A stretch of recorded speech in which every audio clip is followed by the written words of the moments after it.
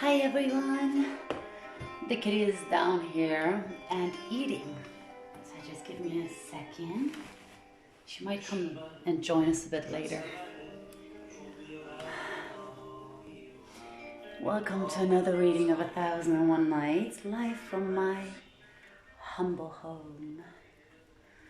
Oh my god, I'm tilted. Let me fix that.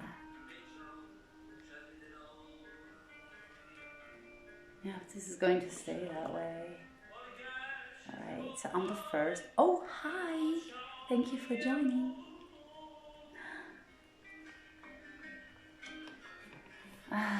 Hold on.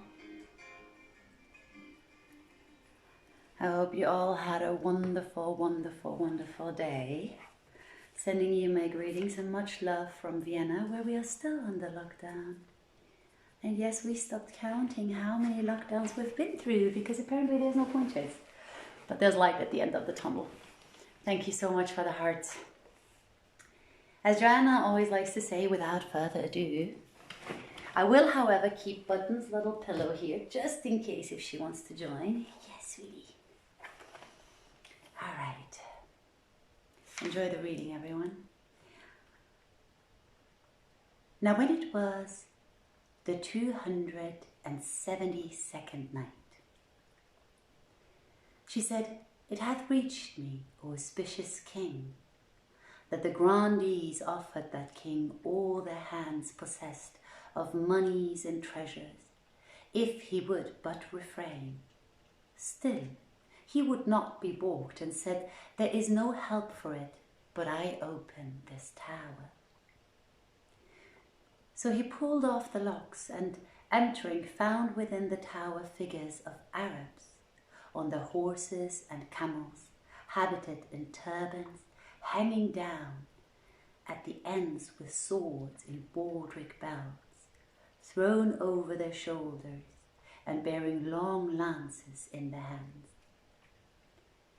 He found there also a scroll, which he greedily took and read, and these words were written therein. Whenas this door is opened, we'll conquer this country, a raid of the Arabs, after the likeness of the figures here depicted.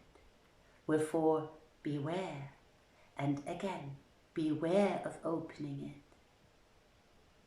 Now this city was Andalusia, and that very year Tariq ibn Ziyad conquered it during the caliphate of Al-Walid, son of Abd al-Malik of the sons of Umayyah, and slew his king after the sorriest fashion, and sacked the city, and made prisoners of the women and boys therein, and got great loot. Moreover, he found there immense treasures, amongst the rest more than 170 crowns of pearls and jacinths, and other gems of price.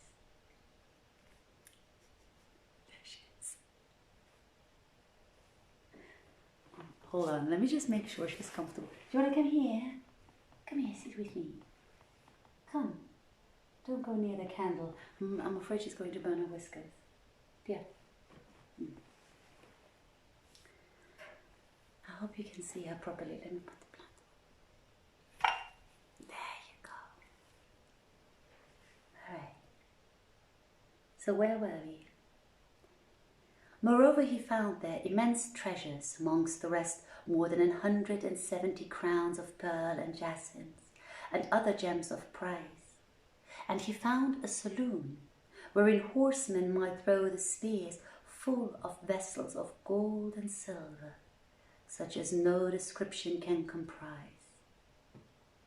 Moreover, he found there the table of food for the prophet of Allah, Solomon, son of David, peace with both of them, which is extant even now in a city of the Greeks. It is told that it was of grass-green emerald with vessels of gold and platters of jasper. Likewise, he found the songs written in the old Ionian character on leaves of gold bezeled with jewels, together with a book setting forth the properties of stones and herbs and minerals, as well as the use of carrots and talisman, and the canons of the art of alchemy. And he found a third volume which treated of the art of cutting and setting rubies and other precious stones, and the preparation of poisons and theriacs. There found he also a Mappa Mundi figuring the earth and the seas and the different cities and countries and villages of the world. And he found a vast saloon full of hermetic powder, 1 drachm of which elixir would turn 1,000 drachms of silver into fine gold. Likewise a marvellous mirror, great and round, of mixed metals, which had been made for Solomon, son of David, on the twain be peace, wherein whoso looked might see the counterfeit presentment of the 7 climates of the world. And he beheld a chamber full of Brahmini jacinths, for which no words can suffice. So he dispatched all these things to Walid bin Abd al-Malik, and the Arabs spread all over the cities of Andalusia, which is one of the finest of lands. This is the end of the story of the city of Labtayt. And a tale is also told of the Caliph Hisham and the Arab youth. The Caliph Hisham bin Abd al-Malik bin Marwan was hunting one day when he sighted an antelope and pursued it with his dogs. As he was following the quarry, he saw an Arab youth pasturing sheep and said to him, "Ho, boy, up and after yonder antelope, for it escapeth me." The youth raised his head to him and replied, "O ignorant of what to the deserving is due, thou lookest on me with disdain and speakest to me with contempt. Thy speaking is that of a tyrant true, and thy doing what an ass would do." Quoth Hisham, "Woe to thee, dost thou not know me?" Rejoined the youth, "Verily, thine unmannerliness hath made thee known to me, in that thou speakest to me without beginning by the salutation." Repeated the Caliph, "Fie upon thee, I am Hisham bin Abd al-Malik." "May Allah not favour thy dwelling place," replied the Arab, "nor guard thine abiding place. How many are thy words, and how few thy generous deeds." Hardly had he ended speaking when up came the troop from all sides and surrounded him as the white encircleth the black of the eye, all and each saying, "Peace be with thee, O Commander of the Faithful." Quoth Hisham, "Cut short this talk and seize me yonder boy." So they laid hands on him, and when he saw the multitude of chamberlains and viziers and lords of state, he was in no wise concerned, and questioned not of them, but let his chin drop on his breast, and looked where his feet fell, till they brought him to the Caliph, when he stood before him with head bowed groundwards, and saluted him not, and spoke him not. So one of the eunuchs said to him, "O dog of the Arabs, what hindereth thy saluting the Commander of the Faithful?" The youth turned to him angrily and replied, "O pack saddle of an ass, it was the length of the way that hindered me from this, and the steepness of the steps, and the profuseness of my sweat." Then said Hisham, and indeed he was exceeding wroth, "O boy, verily thy days are come to their latest hour. thy hope is gone from thee, and thy life is passed out of thee. He answered, by Allah, O Hisham, verily, and my life-term be prolonged, and fate ordain not its cutting short, thy words irk me not, be they long or short. Then said the chief chamberlain to him, doth it befit thy degree, O vilest of the Arabs, to bandy words with the commander of the faithful? He answered promptly, mayest thou meet with adversity, and may woe and wailing never leave thee. Hast thou not heard the saying of Almighty Allah, one day every soul shall come to defend itself? Hereupon Hisham rose in great wrath and said, O headsmen, bring me the head of this lad, for indeed he exceedeth in talk such as passeth conception. So the sworder took him, and making him kneel on the carpet of blood, drew his sword above him, and said to the Caliph, O commander of the faithful, this thy slave is misguided and is on the way to his grave. Shall I smite off his head and be quit of his blood? Yes, replied Hisham. He repeated his question, and the Caliph again answered in the affirmative. Then he asked leave a third time, and the youth, knowing that if the Caliph assented yet once more, it would be the signal of his death, laughed till his wisdom teeth showed. Whereupon Hisham's wrath redoubled, and he said to him, O boy, meseems thou art mad. Seest thou not that thou art about to depart the world? Why then dost thou laugh in mockery of thyself? He replied, O commander of the faithful, if a larger life-term befell me, none can hurt me, great or small. But I have bethought me of some couplets, which do thou hear, for my death cannot escape thee. Quoth Hisham, say on and be brief. So the Arab repeated these couplets. It happened one day, a hawk pounced on a bird, a wildling sparrow driven by destiny. And held in pounces spake the sparrow thus, even as the hawk rose ready home to hie. Scant flesh have I to fill the maw of thee, and for thy lordly food poor morsel I. Then smiled the hawk in flattered vanity, and pride so set the sparrow free to fly. At this Hisham smiled and said, by the truth of my kinship to the apostle of Allah, whom Allah bless and keep, had he spoken this speech at first and asked for aught except the caliphate, verily I would have given it to him. Stuff his mouth with jewels, O eunuch, and entreat him courteously. So they did as he bade them, and the Arab went his way. And amongst pleasant tales is that of Ibrahim bin al-Mahdi and the barber surgeon.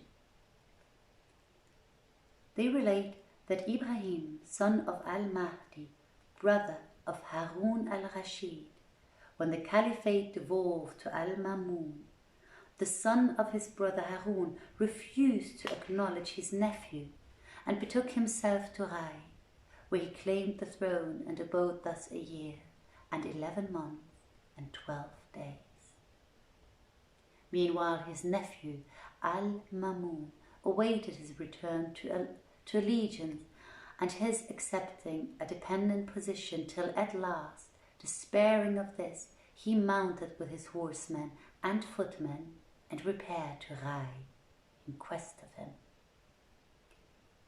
Now when the news came to Ibrahim, he found nothing for it but to flee to Baghdad and hide there, fearing for his life. And Mamun set a price of 100,000 gold pieces upon his head to be paid to whoso might betray him. Quoth Ibrahim, when I heard of this price, I feared for my head. Shahrazad perceived the dawn of day and ceased to say her permitted say. Now when it was the 273rd night, she said, It hath reached me, O auspicious king, that Ibrahim continued, Now when I heard of this price, I feared for my head, and knew not what to do. So I went forth of my house in disguise at midday, knowing not whither I should go. Presently I entered a broad street, which was no thoroughfare, and said in my mind, Verily, we are Allah's, and unto him we are returning. I have exposed my life to destruction. If I retrace my steps, I shall arouse suspicion. Then, being still in disguise, I espied at the upper end of the street a slave standing at his door.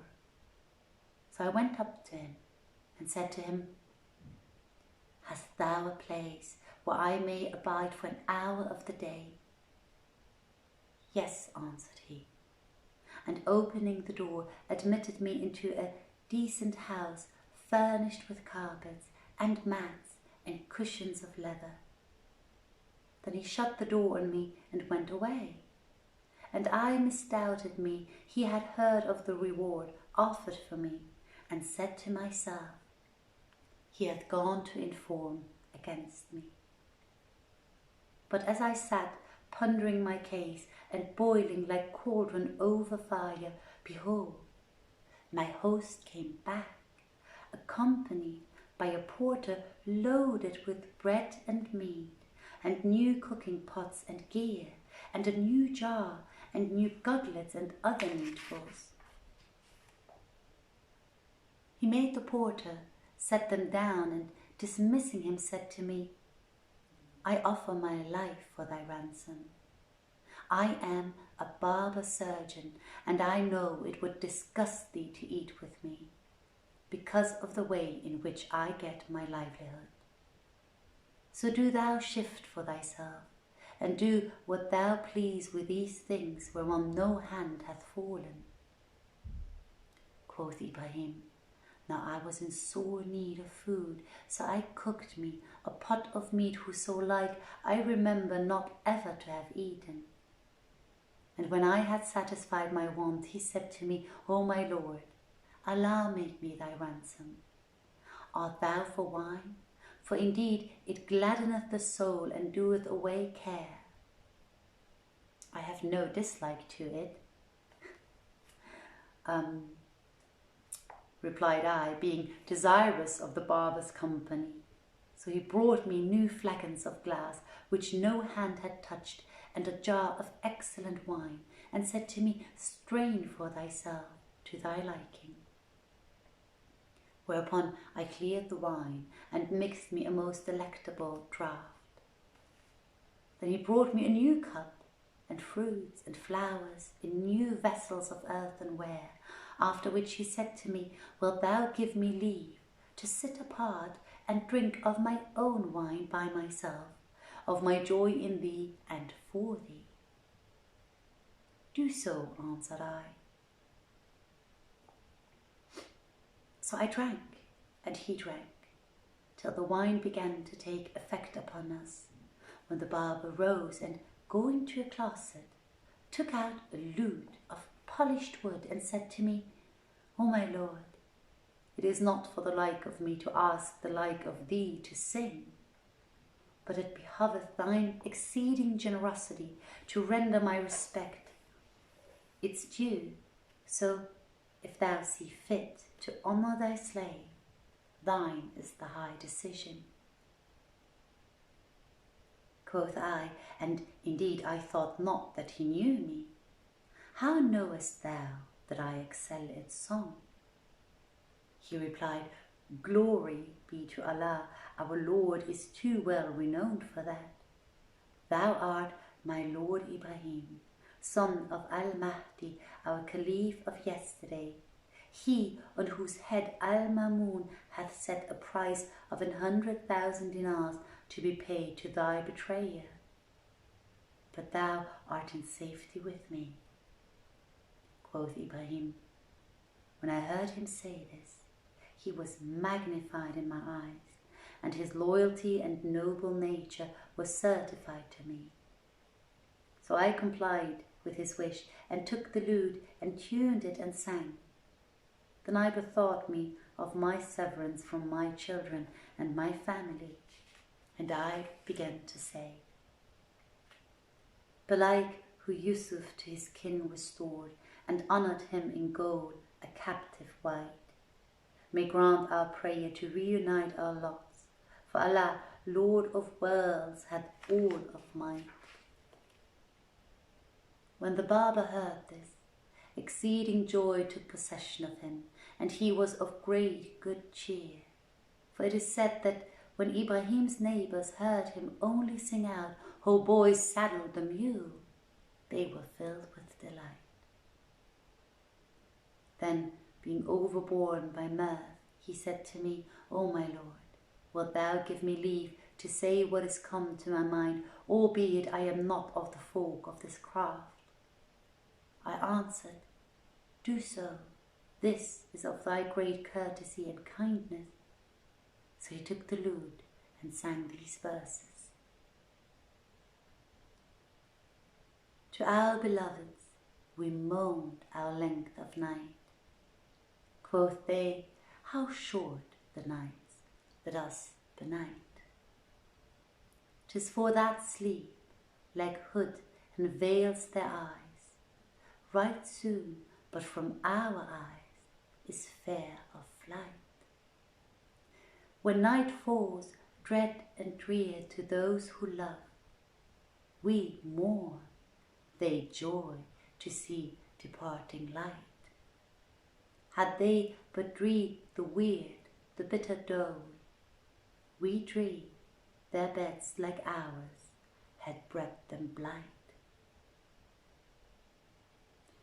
Quoth Ibrahim, so I said to him, "By Allah, thou hast shown me a kindness, O my friend, and hast done away from me the pangs of sorrow. Let me hear more trifles of thy fashion." So he sang these couplets. When man keeps honour, bright without a stain, fair sits whatever robe to robe his fame. She jeered at me because so few we are. Quoth I, "There's ever dearth of noble man. Naught irks us, we are few, while neighbour tribes count many, neighbours oft are base-born strain. We are a clan which holds not death reproach, which Amir and Samun hold illest bane. Leads us our love of death to fated end, they hate that ending and delay would gain. We to our neighbour's speech I give the lie, but when we speak, none dare give lie again."